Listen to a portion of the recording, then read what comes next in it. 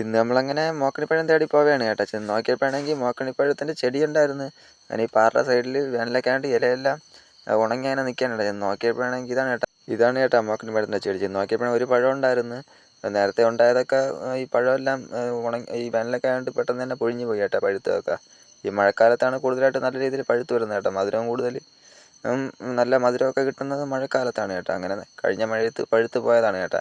ഇത് പെട്ടെന്ന് അങ്ങനെ പഴുക്കുകയൊന്നുമില്ല കേട്ടോ. ഒരുപാട് കാലം എടുക്കും കേട്ടോ. ഞാൻ പറഞ്ഞാൽ നിങ്ങളെ കാണിക്കാൻ വേണ്ടി പറഞ്ഞാൽ ഞാൻ പറിച്ചെടുത്തിട്ടുണ്ട്. ഇത് ഞാൻ പൊട്ടിച്ച് കാണിച്ചു തരാവേ. നല്ല ടേസ്റ്റാണ് കേട്ടോ. ഒരെണ്ണം പൊട്ടിച്ചെടുക്കാൻ കേട്ടോ. ഇതിൻ്റെ ടേസ്റ്റ് ആണെങ്കിൽ നമ്മുടെ ഏലക്ക, മധുരമുള്ള ഏലക്ക കഴിക്കുന്ന ഒരു ടേസ്റ്റാണ്. അങ്ങനെ ഒരെണ്ണം പൊട്ടിച്ചെടുത്തിട്ടുണ്ട് കേട്ടോ. ഇതിൻ്റെ കുരുവാണ് കേട്ടോ കഴിക്കാനുള്ളത്.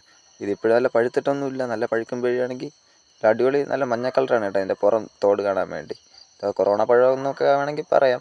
ഇത് നമ്മൾ പറയുന്ന പേര് മോക്കണി പഴം എന്നാണ് പറയുന്നത്. നമ്മൾ കോലഞ്ചീനെ പോലെയൊക്കെ ഇരിക്കും കേട്ടോ ഇതിൻ്റെ ചെടി. കോലഞ്ചിയുടെ കിഴങ്ങ് പോലെയൊക്കെയാണ് ഇതിൻ്റെ കിഴങ്ങ് ഇരിക്കുന്നത്. ആ കിഴങ്ങിൽ കൂടെയാണ് ഈ പഴം ഉണ്ടായി വരുന്നത് കേട്ടോ.